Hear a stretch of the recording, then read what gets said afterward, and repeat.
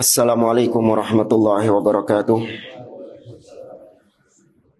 Innal hamdalillah nahmaduhu wa nasta'inuhu wa nastaghfiruh wa na'udzu billahi min shururi anfusina wa min sayyiati a'malina. Man yahdihillahu fala mudilla lahu wa man yudlil fala hadiya lahu. Wa asyhadu an la ilaha illallah wahdahu la syarika lahu wa asyhadu anna Muhammadan 'abduhu wa rasuluh. Ya ayyuhalladzina amanu taqullaha haqqa tuqatih wa la tamutunna illa wa antum muslimun. Ya ayyuhan nasu taqu rabbakumul ladzi khalaqakum min nafsin wahidah wa khalaqa minha zawjaha wa batha minhuma rijalan katsiran wa nisaa'a wattaqullaha alladzi tasaaluna bihi wal arham innallaha kana 'alaikum raqiba. Ya ayyuhalladzina amanu taqullaha wa qulu qawlan sadida yuslih lakum a'malakum wa yaghfir lakum dhunubakum wa man yuti'illaha wa rasulahu faqad faza fawzan 'azima amma ba'd. Fa inna asdaqal hadithi kitabullah wa khairal hadi hadi Muhammadin sallallahu alaihi wasallam wa syarrul umuri muhdatsatuha wa kullu muhdatsatin bid'ah wa kulla bid'atin dhalalah wa kulla dhalalatin finnar. Ma'asyiral muslimin, ikhwani fillah, rahimani wa rahimakumullah.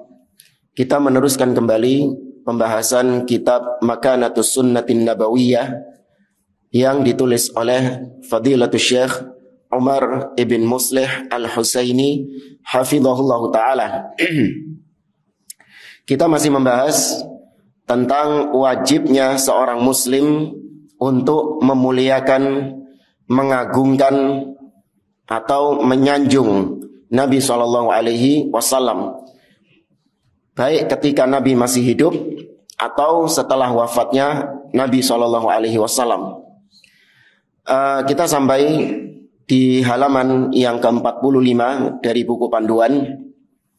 Kata muallif, qala Syekhul Islam Ibnu Taimiyah ba'da an asyara li qissatin 'anil Imam Malikin dzakaraha al-Qadhi Iyad. Berkata Syekhul Islam Ibnu Taimiyah rahimahullah, setelah beliau menyebutkan tentang kisah Imam Malik yang dinukilkan oleh Al-Qadhi Iyad, maka setelah itu Syekhul Islam mengatakan, wa innama dzakaraha fi siyaqi anna hurmatan nabiy sallallahu alaihi wasallam ba'da mautihi wa tawqirihi wa ta'zimihi lazimun. Kata beliau, sesungguhnya Al-Qadhi Iyad menyebutkan tentang kisah Imam Malik itu dalam konteks untuk menegaskan bahwa kehormatan Nabi SAW dan pengagungan kepada Nabi itu wajib dilakukan oleh seorang muslim, baik ketika Nabi hidup ataupun setelah Nabi wafat. Kama kana hala hayatihi, sebagaimana ketika Nabi masih hidup. Wa kadzalika 'inda dzikrihi, demikian juga wajib mengagungkan Nabi, memuliakan Nabi ketika disebutkan tentang Nabi SAW.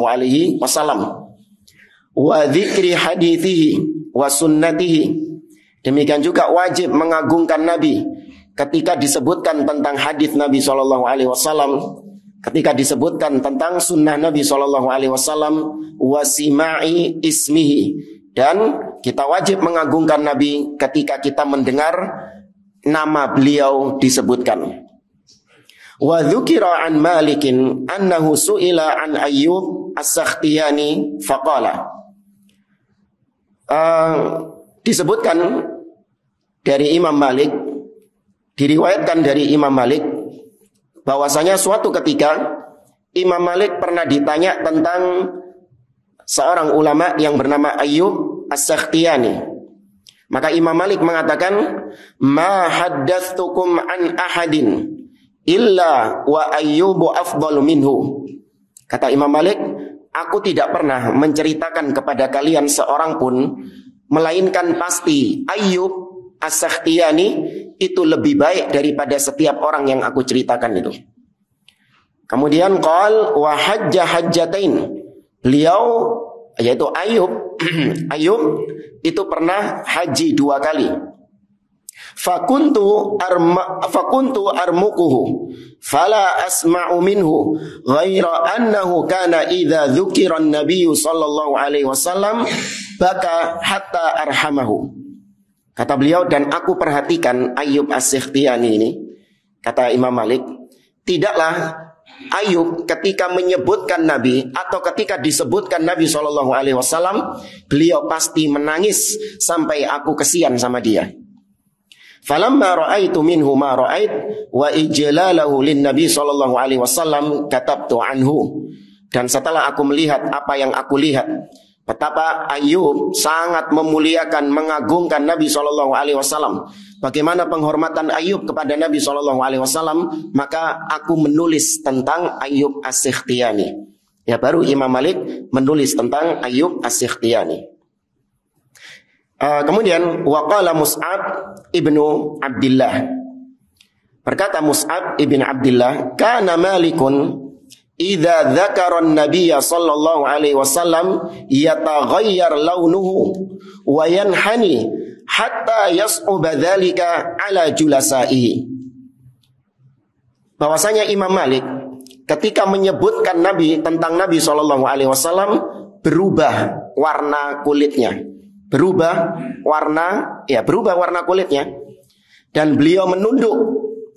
Ya, beliau tertunduk sampai-sampai itu membuat orang-orang yang ada, yang duduk di dekatnya, menjadi kesusahan dengan sikapnya Imam Malik itu. Ya, menjadi keberatan dengan sikapnya Imam Malik itu. Ketika disebutkan Nabi mesti menunduk. Ketika disebutkan Nabi mesti berubah warna wajahnya. Faqila lahu yauman fi dzalik. Maka dikatakan kepada Imam Malik suatu hari, faqala, maka Imam Malik mengatakan, lau ra'aitum ma ra'aitu lama angkartum alayya ma tarawun. Kata Imam Malik, seandainya kalian melihat apa yang aku lihat, maka kalian tidak akan mengingkari perbuatanku ini. Yaitu ketika disebutkan Nabi, aku selalu menunduk. Seandainya kalian tahu, kalian melihat apa yang aku lihat, maka kalian tidak akan mengingkari perbuatanku ini. Apa yang dilihat sama Imam Malik?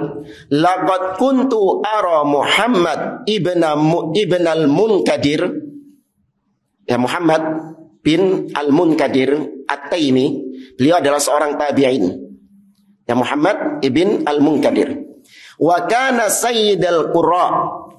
Muhammad ibn al-Munkadir ini adalah seorang ahli qiraah dari kalangan tabi'in. La nakadu nas'aluhu an hadithin abadan illa yabki hatta narhamahu. Kata Imam Malik, hampir-hampir kami ini setiap kali tanya tentang hadis Nabi SAW, pasti Muhammad ibn al-Munkadir menangis karena hadis tersebut. Maka kalau kalian melihat perbuatannya Muhammad ibn al-Munkadir, kata Imam Malik, kalian gak akan mengingkari perbuatanku. Yang mana aku juga sama menunduk. Ya, aku juga menghormati hadis Nabi SAW. Ini pengagungan para salaf terhadap hadis Nabi SAW. Walaqad kuntu ara Ja'far ibn Muhammad wa kana katsirad du'abah wat tabassum. Kata Imam Malik, aku juga pernah melihat Ja'far bin Muhammad, dan beliau ini Ja'far bin Muhammad termasuk orang yang suka guyonan, ya suka tertawa, ya suka tersenyum. Ya, intinya orang yang apa istilahnya? Ceria. Nah, ya benar. Ya, orang yang ceria. Fa idza dzukira indahu an-nabiy sallallahu alaihi wasallam isfarra launuhu.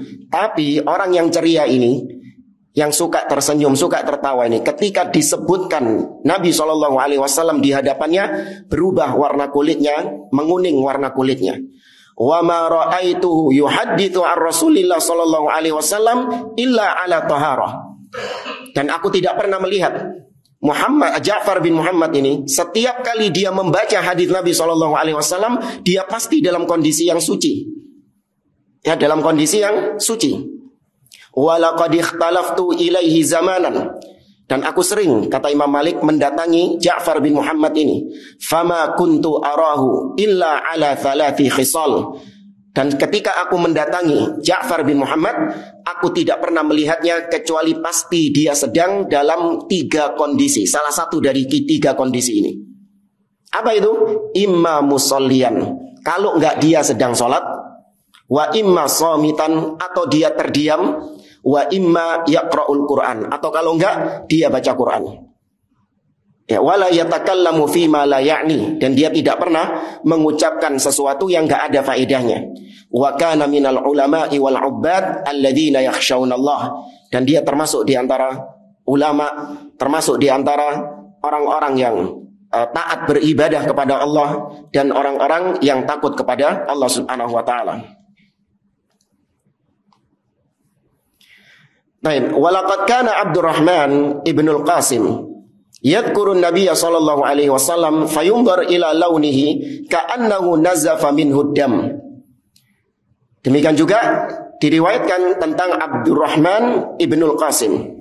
Ketika beliau menyebutkan Nabi sallallahu alaihi wasallam, maka kalau dilihat dirinya, ya, ketika dilihat dalam dirinya seakan-akan ada darah yang menetes dari dirinya, berubah warnanya, seakan-akan ada darah yang menetes, mengucur. Wa qad jaffa lisanuhu fi famihi, dan lisannya itu kering, ya, mulutnya itu kering. Haibatan li Rasulillah sallallahu alaihi wasallam, karena kekagumannya kepada Nabi sallallahu alaihi wasallam. Wa laqad kuntu ati Amir ibn Abdullah ibn Zubair. Kata Imam Malik, aku pernah mendatangi Amir bin Abdullah ibn Zubair. Berarti cucunya Az-Zubair ibnul Awam.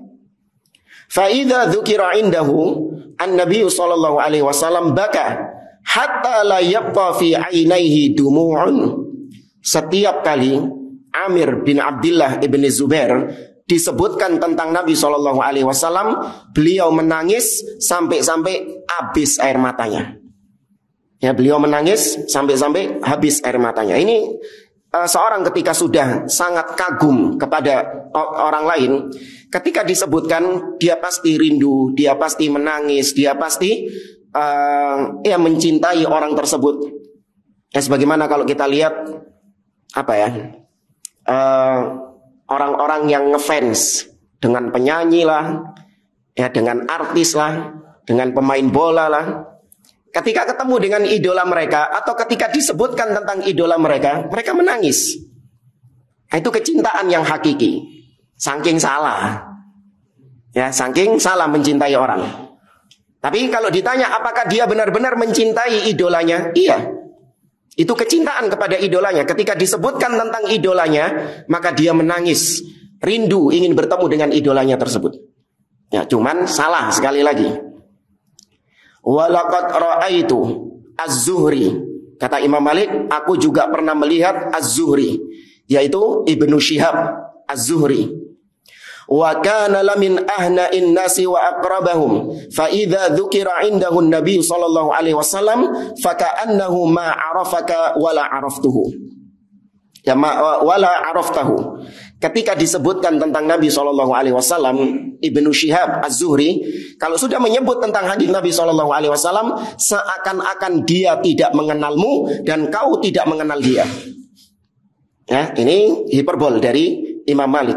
Betapa mengagungkannya Ibnu Syihab Az-Zuhri terhadap hadis Nabi sallallahu alaihi wasallam. Kalau sudah menyebutkan hadis Nabi, disebutkan tentang Nabi sallallahu alaihi wasallam, seakan-akan dia itu orang lain yang tidak kita kenal. Dia tidak mengenalmu dan kau tidak mengenal dia.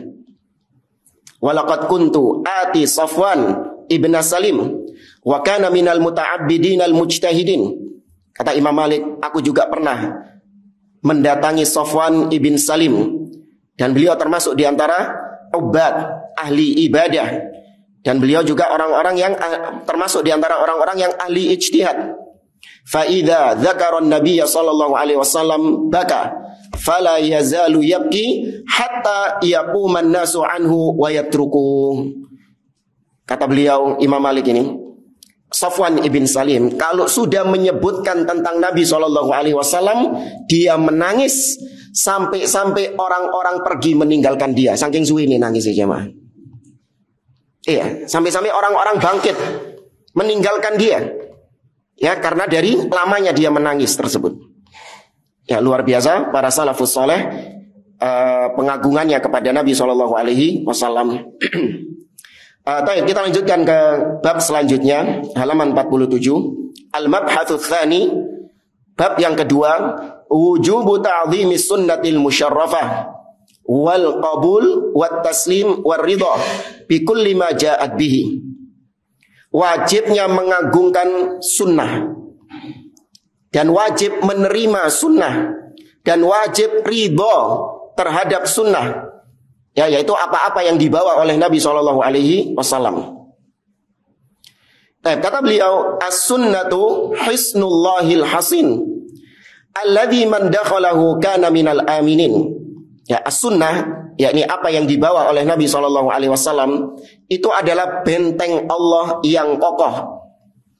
Ya, benteng Allah yang sangat yang sangat kokoh. Yang barang siapa masuk ke dalam sunnah, maka dia termasuk di antara orang-orang yang dijamin keamanannya. yakni aman dari penyimpangan-penyimpangan, aman dari syubhat-syubhat. Wa babuhul a'zam alladzi man dakhalahu kana ilaihi minal wasilin. Dan sunnah itu adalah pintunya Allah yang besar, yang barang siapa masuk ke pintu itu, maka dia akan tersambung dengan Allah Subhanahu wa taala.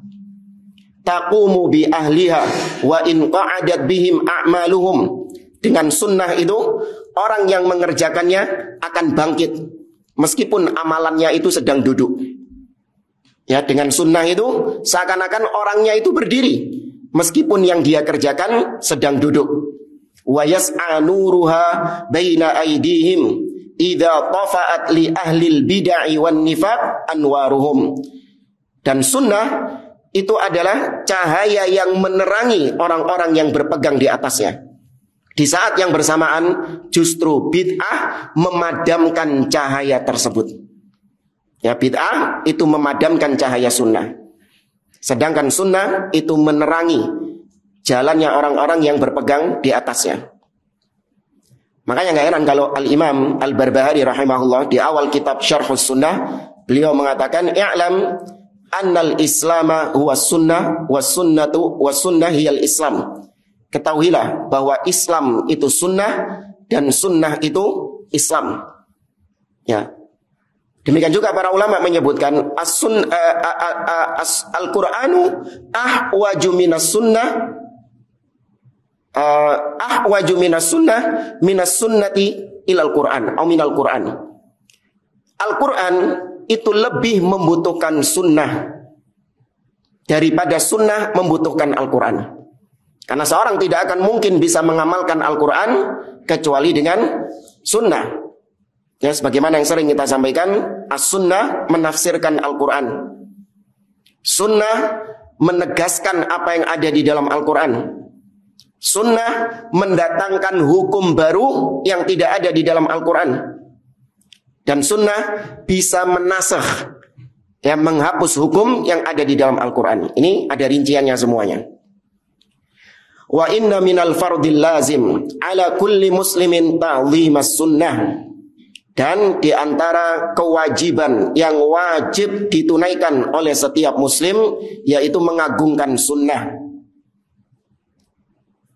Wa talqiyaha bil qabuli wal id'ani wat taslim. Dan yang wajib juga yaitu menerima sunnah tersebut, tunduk terhadap sunnah tersebut. Wa adami mu'aradatiha bil uquli wal ara'i wal aqisati wal amthal. Dan tidak boleh menolak sunnah, mendebat sunnah dengan akal, dengan pendapat-pendapat manusia, dengan rasio-rasio, atau menolak sunnah dengan qiyas, ya, atau menolak sunnah dengan permisalan-permisalan. Ya, maka wajib bagi seorang muslim ketika datang sunnah, dia terima sunnah tersebut. Dia ridho terhadap sunnah tersebut. Dan dia tidak mempertentangkan sunnah itu dengan akalnya. Oh, nggak masuk akal. Ya, oh, nggak logis. Ya, nggak logis. Ini bukan ciri ahlus sunnah. Kemudian adillatu ta'zimis sunnah. Ini diantara dalil-dalil yang beliau bawakan yang menunjukkan tentang wajibnya kita mengagungkan sunnah, yang mengagungkan ajaran Nabi SAW. Qaulullah Ta'ala, yang pertama firman Allah dalam surah An-Nisa ayat 65. Allah Ta'ala berfirman, "Fala wa rabbika la yu'minun hatta yuhakkimuka fima syajara bainahum, thumma la yajidu fi anfusihim harajan mimma qadaita wa yusallimu taslima." Kata Allah Azza wa Jalla, sekali-kali tidak. Wa rabbik, demi Rabbmu wahai Muhammad, sungguh mereka tidak beriman sampai mereka menjadikan engkau wahai Muhammad sebagai hakim yang memutuskan pertikaian di antara mereka. Yang menjadi hakim yang memutuskan perkara-perkara yang ada di antara mereka. Dan mereka tidak beriman sampai mereka tidak mendapati di dalam diri mereka ada keberatan dengan apa yang kau putuskan. Jadi Allah mengikat keimanan itu dengan menerima hukum dari Nabi SAW, menerima sunnah dari Nabi SAW. Tidak ada keberatan, dongkol dalam dirinya, tapi dia menerima wa yusallimu taslima, dan dia sepenuhnya menerima sunnah tersebut, menerima apa yang datang dari Nabi tersebut. Nah, kita baca penjelasan dari beliau. Fahadha iqsamun minallahi azza wa jalla birububiyatihi li Muhammadin sallallahu alaihi wasallam adalah alal inayatil khasati annahum la yu'minun hatta yaj'aluka hakaman fima hasala bainahum min niza'. Kata beliau, ayat ini ada sumpah di dalamnya.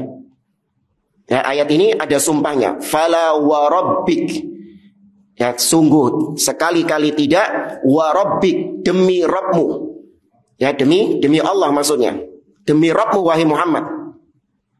Allah bersumpah dengan rububiyahnya yang menunjukkan perhatian khusus dari Allah Subhanahu wa taala, penegasan khusus dari Allah Azza wa Jalla bahwa mereka tidak akan beriman, tidak dikatakan beriman sampai menjadikanmu wahai Muhammad sebagai hakim.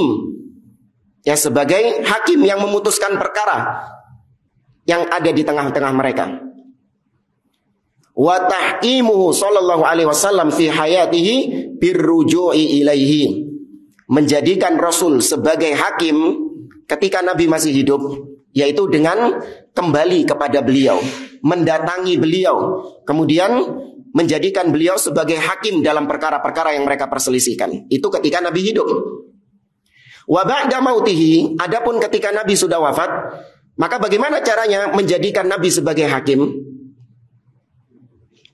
Dengan rujuk kepada sunnahnya, birruju'i ila sunnatihi, ya, kembali kepada sunnahnya. Allah Ta'ala berfirman dalam surah An-Nisa, ya ayyuhalladzina amanu atii'u Allah wa atii'ur rasula wa ulil amri minkum fa in tanaza'tum fi syai'in farudduhu ila Allahi war rasul in kuntum tu'minuna billahi wal yaumil akhir. Ya, apabila kalian berselisih tentang sesuatu, maka kembalikan perselisihan itu kepada Allah, itu kepada Al-Quran, war Rasul, dan kepada Rasul, yaitu kepada sunnahnya. Thumma la yajidu fi anfusihim harajan mimma qadaita. Kemudian kata Allah, mereka tidak mendapati keberatan dalam diri mereka atas apa yang kau putuskan wahai Muhammad. Jadi hukum-hukum yang ditetapkan oleh Nabi SAW nggak boleh kita keberatan, ya, nggak boleh kita membencinya.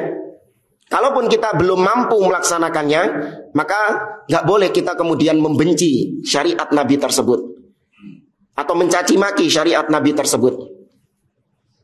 Allah Azza wa Jalla atau Al-Imam Ibnu Katsir rahimahullah taala ketika menafsirkan firman Allah, inna syani'aka huwal abtar. Sesungguhnya yang mencacimu wahai Muhammad, dialah yang terputus dari rahmat Allah Subhanahu wa taala. Kata Imam Ibnu Katsir, inna mubghidaka wa mubghidha ma ji'ta bihi. Sesungguhnya yang membencimu wahai Muhammad, dan yang membenci syariat yang kau bawa. Tuh, memang ada orang Muslim yang membenci personnya Nabi SAW. Karena rasa nggak ada ya kalau orang Muslim ya.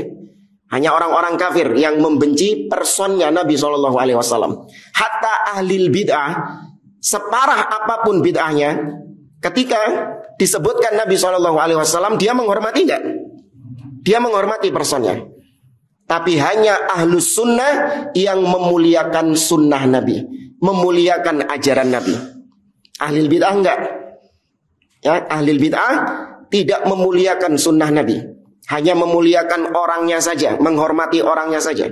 Tapi ajaran yang dibawa oleh Nabi SAW banyak yang ditolak oleh mereka. Akidah yang dibawa oleh Nabi SAW banyak yang ditolak sama mereka. Ya, maka hanya ahlus sunnah yang memuliakan Nabi plus ajarannya Nabi SAW. Ya. Kata Syekh, thumma la yajidu fi anfusihim harajan mimma qadaita, yakni al-itmi'nanu war-ridha bima qada bihi. Ya, bima qada bihi. Maksudnya adalah yaitu menerima ridha dengan apa yang diputuskan oleh Nabi SAW. Wa yusallimu taslima, ay yunqaduna inqiyadan taman laisa fihi ta'akhur wala taqahqara. Wa yusallimu taslima, yaitu mereka langsung melaksanakan, bersegera melaksanakan apa yang telah ditetapkan oleh Nabi tersebut. Tidak mereka tunda-tunda, tidak mereka akhirkan sunnah-sunnah tersebut. Ya, ada pintu sunnah yang mereka ketahui dan mereka mampu melaksanakannya, mereka langsung mengerjakannya. Tidak ditunda-tunda, oh nanti dulu, ya nunggu kaya, oh nanti dulu nunggu mapan, oh nanti dulu nunggu ini, enggak. Sepanjang mereka mampu melaksanakannya, mereka kerjakan sunnah tersebut. Fahadi syurutun thalatha la yatimul imanu illa biha. Maka dari ayat tadi ada 3 syarat yang wajib untuk kita penuhi, yang mana kalau hilang salah satunya maka tidak sempurna iman kita. Yang pertama, tahkimur Rasul sallallahu alaihi wasallam, menjadikan Rasul sebagai hakim. Ya, menjadikan Rasul sebagai hakim dalam setiap perkara-perkara yang ada. Kemudian yang kedua, alla yajid harajan fima qada.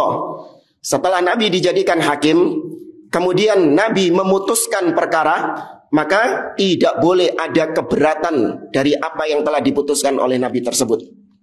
Dan yang ketiga, an yusallima tasliman taman, menerima dengan sempurna, yaitu melaksanakan hukum dari Nabi secara langsung, tidak ditunda-tunda atau diakhirkan.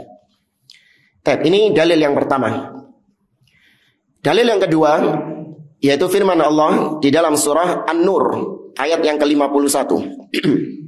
Wa qaulullahi ta'ala, dan firman Allah azza wa jalla, innama kana qaulal mu'minin idza du'u ila Allahi wa rasulihi liyahkuma bainahum an yaqulu sami'na wa ata'na wa ulaika humul muflihun.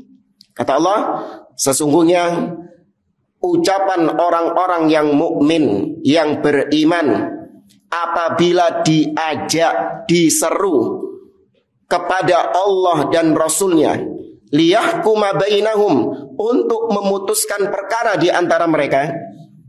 Jadi diajak, kalau kau ingin memutuskan perkara, maka dengan Allah dan Rasulnya, dengan kitabullah dan sunnahnya. Maka orang beriman kalau diajak kepada Allah dan Rasulnya, maka mereka tidak memiliki ucapan lain selain apa? Sami'na wa ata'na wa ulaika humul muflihun, dan mereka itulah orang-orang yang beruntung.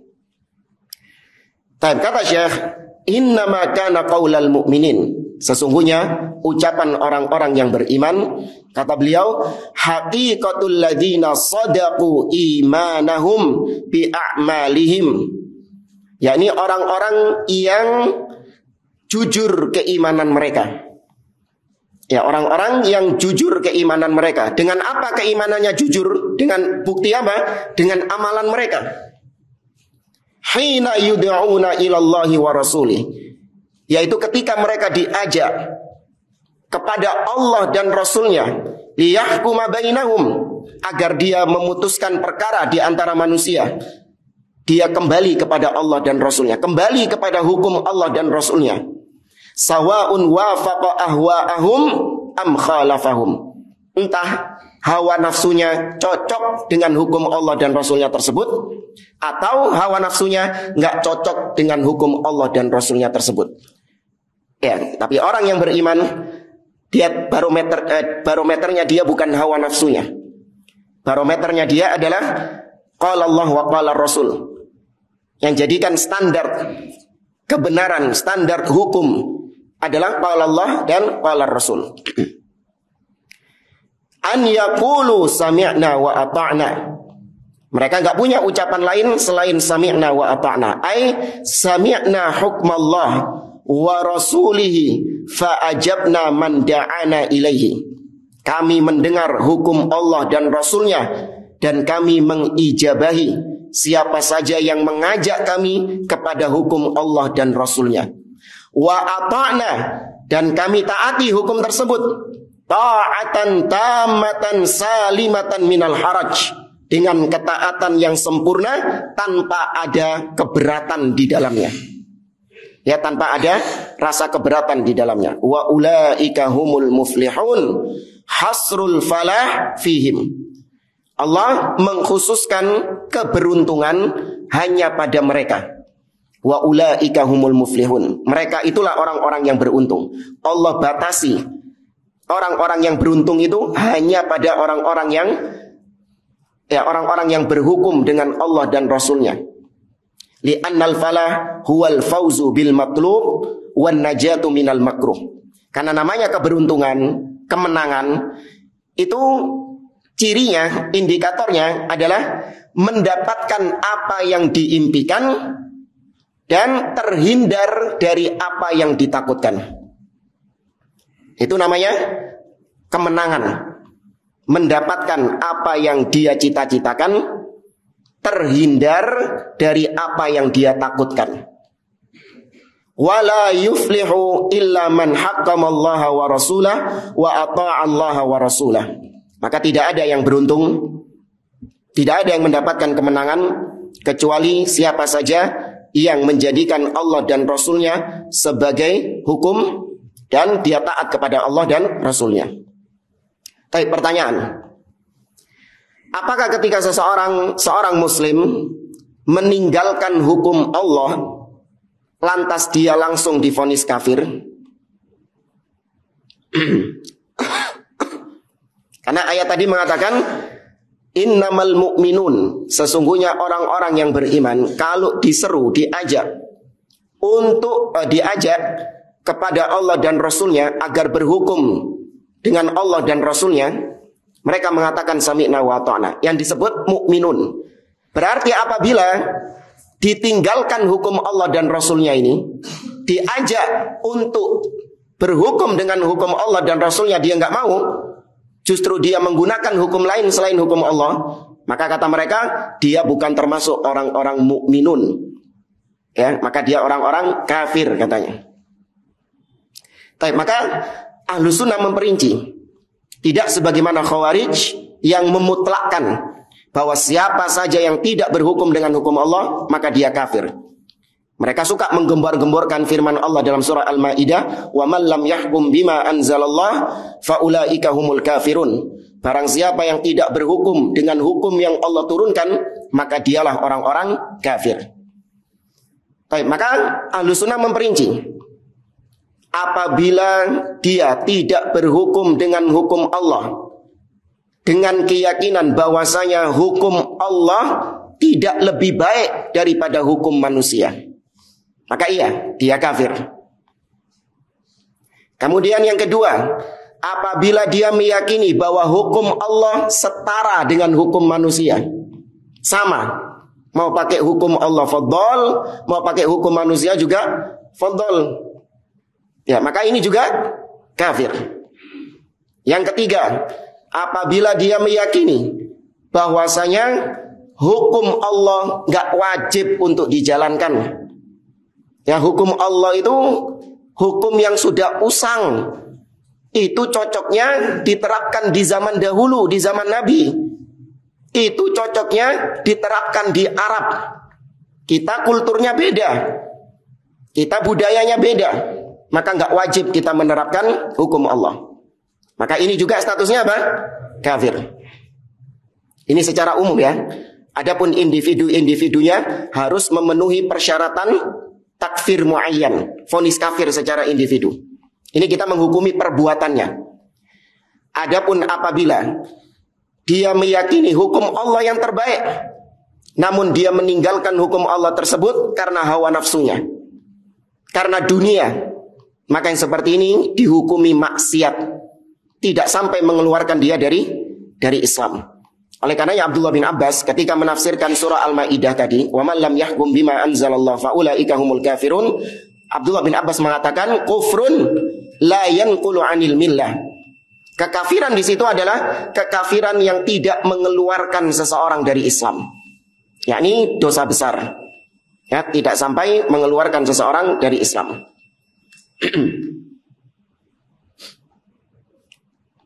Namun kita sepakat dengan orang-orang Khawarij tentang wajibnya berhukum dengan hukum Allah, iya. Itu sepakat kita dengan mereka. Jangan dikatakan ahlu sunnah berarti menyeru untuk tidak berhukum dengan hukum Allah, Ustaz. Enggak. Ya, sama, ahlu sunnah juga menyeru untuk senantiasa berhukum dengan hukum Allah dan Rasulnya. Namun hukum Allah dan Rasul bukan cuma masalah pemerintahan. Ini errornya orang-orang Khawarij ini, mereka menyempitkan hukum Allah dan Rasul hanya pada masalah pemerintahan. Ya, masalah potong tangan, had, pencuri potong tangan, pembunuh dikisos, ya zina dirajam, dan hal-hal yang berkaitan dengan pemerintahan. Padahal namanya hukum Allah itu ada pada setiap aspek. Dalam masalah akidah, wajib hukum Allah. Ya, dalam masalah akidah asma wa sifat misalnya, wajib menggunakan hukum Allah dan Rasulnya, menetapkan nama-nama dan sifat Allah sebagaimana yang Allah kabarkan, sebagaimana yang Allah firmankan, sebagaimana yang Nabi kabarkan, tanpa ditakwil, ya, tanpa diserupakan dengan makhluk, tanpa dipalingkan maknanya ke makna yang lain, dan seterusnya. Dalam masalah ibadah, wajib hukum Allah. Ya, dalam masalah muamalah, dalam masalah rumah tangga, ya, dalam masalah apapun ada hukum Allah di situ yang harus dikerjakan oleh seseorang. Bahkan sampai urusan masuk WC, jamaah. Urusan masuk WC, ada hukum Allah enggak? Ada hukum Allah di situ. Masuk pakai kaki apa? Itu hukum Allah bukan? Hukum Allah. Ya, bahkan mohon maaf, urusan cebok. Urusan cebok ada hukum Allah di situ. Ya, kata Salman Al-Farisi, nahana an nastanjiya bil yamin. Ya, kita dilarang oleh Nabi SAW untuk cebok dengan tangan kanan. Tuh, itu hukum Allah bukan? Hukum Allah. Wa nahana an nastaqbilal qiblah bil ghaiti awil baul. Dan kita dilarang oleh Nabi SAW ketika buang air kecil atau buang air besar menghadap ke kiblat. Itu hukum Allah. Ya, sampai urusan buang hajat ada hukum Allah di situ. Namun ketika ada orang yang meninggalkannya, ya, dengan keyakinan tadi, karena hawa nafsunya dia meninggalkannya, meninggalkan hukum Allah itu, maka terhitung maksiat. Ya, bukan kekufuran. Ya.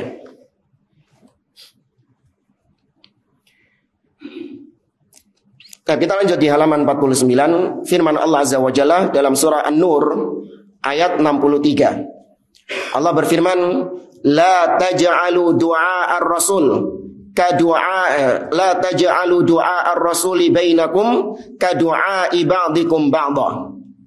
Jangan kalian menjadikan panggilan kalian kepada Rasul itu seperti panggilan kalian sesama kalian.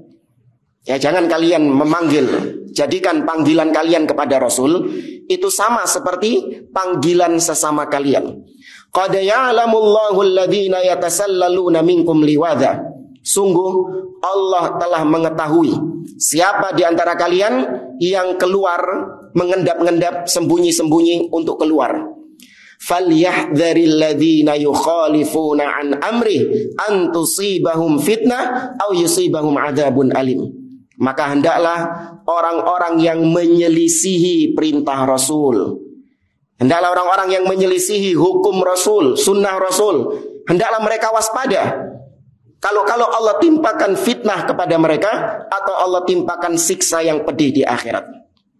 Ya. Kata Syekh, wa hadza tahdzirun lil ladzina yukhalifuna an amri.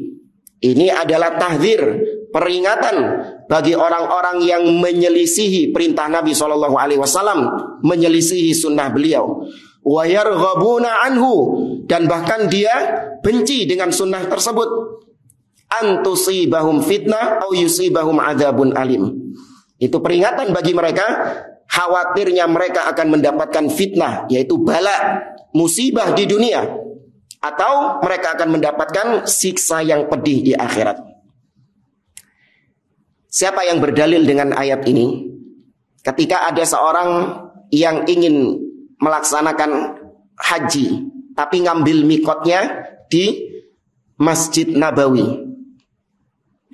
Ya, dia ngambil mikot haji atau umrah di Masjid Nabawi, di dekat kuburnya Nabi SAW. Maka ditegur oleh ulama ini dengan membawakan ayat ini. Ada yang tahu siapa itu? Imam Darul Hijrah. Imam Malik rahimahullah ta'ala. Ya, sebagaimana kisah yang masyhur, seorang datang kepada Imam Malik bertanya, "Wahai Imam Malik, min aina uhrim?" Dari mana aku berihram, memulai ihramku? Kata Imam Malik, min Dzul Hulaifah, min haitsu ahrama Rasulullah sallallahu alaihi wasallam. Ya, kau ihramnya dari Dzul Hulaifah, sekarang namanya Bir Ali. Ya, kau ihramnya dari situ, karena disitulah Nabi sallallahu alaihi wasallam berihram, memulai start haji dan umrahnya di situ. Ya, mungkin selisih berapa kilo dari Masjid Nabawi jamaah? Perjalanan sekitar 20 menitan, setengah jam, kayak gak macet. Berapa kilo? 3 kiloan ya. Dari Masjid Nabawi ke Dzul Hulaifah. Kok cedek? Enggak kecedean ya? Kayaknya lebih kan. Ya segituan lah. Nanti lihat di map sendirilah. Saya ngukurnya cuman perjalanan bis saja. Ya sekitar 20 menit, setengah jam gitulah. Itu kalau enggak crowded. Ya, antara Masjid Nabawi dengan Dzul Hulaifah. Baik. Kemudian orang ini mengatakan, walakinni uridu an uhrima minal masjid min indi qabrin Nabi sallallahu alaihi wasallam. Tapi wahai Imam Malik, saya itu pengennya ihramnya itu dimulai dari Masjid Nabawi, di dekat samping kuburnya Nabi sallallahu alaihi wasallam tuh. Raudhah gitu. Ya kan, tempat paling spesial di Masjid Nabawi, raudhahnya tuh. Kenapa kita enggak ihram di situ saja? Kalau dipikir pakai akal, mana yang lebih mulia? Bir Ali atau Masjid Nabawi? Raudhah. Kalau dipikir pakai akal ya. Agama bukan akal-akalan tapi. Nah, kalau dipikir pakai akal, Raudhah, Masjid Nabawi lebih mulia. Kenapa kita enggak ihram dari situ saja? Maka Imam Malik mengatakan, la taf'al, ojo, jangan kau melakukan itu. Fa inni akhsya alaikal fitnah. Aku khawatir kau kena bala, kau kena musibah, kena azab dari Allah Azza wa Jalla. Bingung orang ini. Wa ayyu fitnah? Fitnah apa? Saya ini mau haji, mau umroh, mau ke Masjid Nabawi, mau ke Raudhah, oleh fitnah. Saya bukan mau zina, saya bukan mau melakukan maksiat, saya mau haji, mau umroh. Dan saya mulai dari Masjid Nabawi, bukan mulai dari di diskotik, bukan. Saya mulainya dari Masjid Nabawi. Mosok dosa gitu. Mindsetnya ahli bid'ah kayak gitu. Ini kan bagus, bersolawat, masa nggak boleh? Ya kan? Ini kan membaca doa, membaca ini, kok nggak boleh? Lihat jawaban Imam Malik. Imam Malik mengatakan, wa ayyu fitnatin a'zam min annaka tara qad sabaqta ila fadilah lam yasbiqha Rasulullah sallallahu alaihi wasallam. Musibah mana yang lebih besar daripada kau menganggap dirimu lebih tahu tentang suatu keutamaan yang Rasul saja nggak tahu tentang hal itu. Maksudnya Nabi tahu nggak kalau umroh itu lebih afdolnya dimulai dari Masjid Nabawi? Kira-kira kalau ditanya ke orang itu jawabnya apa? Nggak mungkin Nabi jawab, ya dia jawab Nabi nggak tahu. Kalau dia jawab Nabi nggak tahu, loh kon kok iso weruh? Kan gitu. Sing oleh wahyu sapa lho? Pasti dia jawab Nabi tahu. Maka pertanyaan kedua, kalau Nabi tahu, apakah Nabi mengajarkan hal tersebut kepada para sahabatnya? Atau Nabi mendiamkan hal tersebut?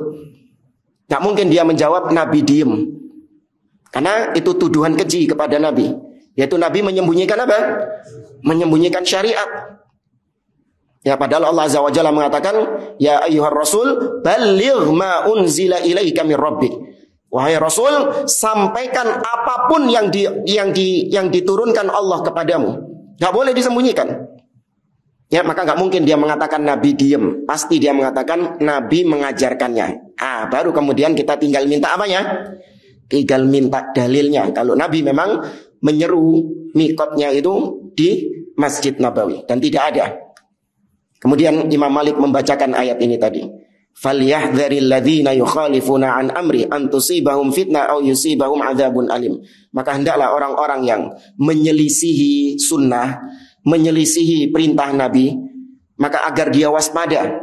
Kalau Allah timpakan bala kepadanya di dunia atau di akhirat, Allah timpakan siksa yang pedih.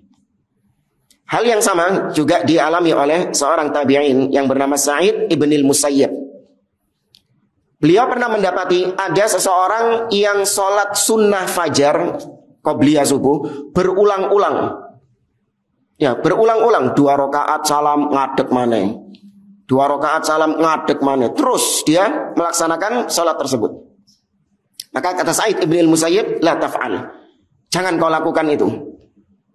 Maka orang ini heran, sholat kok dilarang? Ya kan? Sholat kok dilarang? Sholat ini kan membaca takbir, ya doa istiftah, kemudian baca Al-Fatihah, baca surat. Kok dilarang dikatakan dosa? Dia mengatakan, ayyu'adzibuni Allah ala shalah. Wahai Sa'id ibnil Musayyib, apakah mungkin nanti di akhirat saya disiksa sama Allah gara-gara sholat saya ini? Ya kan aneh ya. Ketika nanti dia disiksa di neraka, orang ini tanya, ya Allah, kenapa kau siksa aku? Iya, karena kau sholat. Duh, kan aneh kan? Ini mindsetnya ahli bid'ah kayak gitu. Maka lihat jawaban Sa'id ibnil Musayyib. Beliau mengatakan, lah, oh bukan. Kau bukan disiksa karena sholat itu, bukan.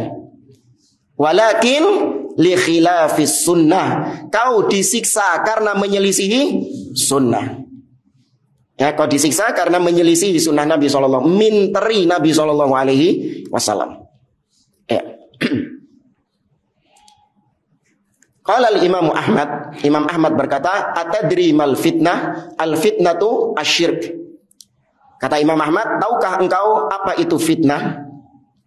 Al-fitnah asyirk. Fitnah itu salah satu maknanya adalah kesyirikan.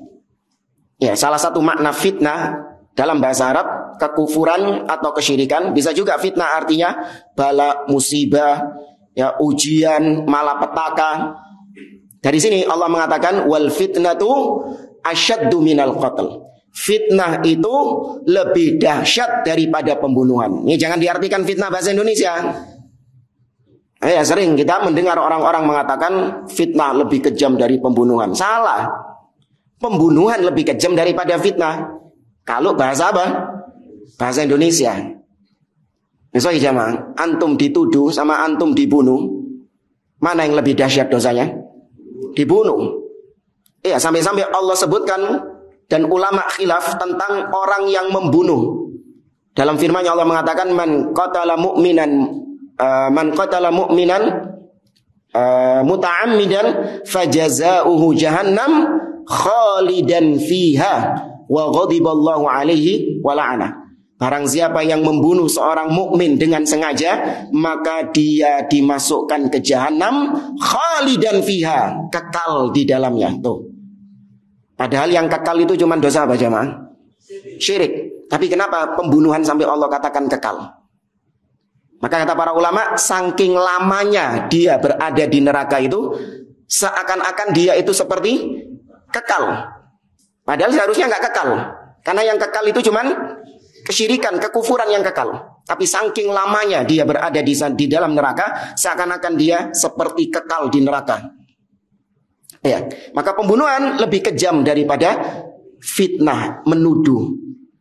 Tapi kalau diartikan dengan bahasa Arab, wal fitnatu asyaddu minal qatl, fitnah lebih dahsyat dari pembunuhan, yakni syirik itu lebih dahsyat dosanya daripada pembunuhan. Benar nggak?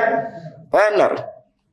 Ya, dosa membunuh dan dosa syirik, maka yang lebih parah, lebih dahsyat dampaknya adalah kesyirikan kepada Allah Subhanahu wa taala. Tapi yang terakhir kata Imam Ahmad, la'allahu idza radda ba'da qawlihi an yaqa'a fi qalbihi syai'un minaz zayhi fayahlik.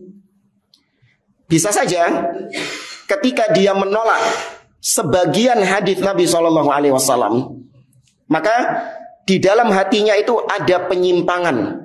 Ketika dia menolak hadis Nabi, menolak sunnah Nabi SAW, maka di dalam hatinya ada setitik penyimpangan. Yang gara-gara setitik penyimpangan itu dia bisa binasa.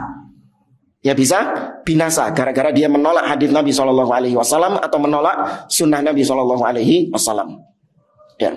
Tapi masih banyak dalil-dalil yang beliau sampaikan tentang wajibnya untuk menerima ridho, pasrah dengan sunnah Nabi, dengan hukum Nabi SAW.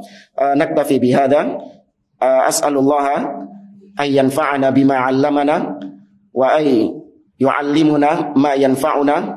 Subhanakallahumma wa bihamdik asyhadu an la ilaha illa anta astaghfiruka wa atubu ilaik. Assalamu alaikum warahmatullahi wabarakatuh.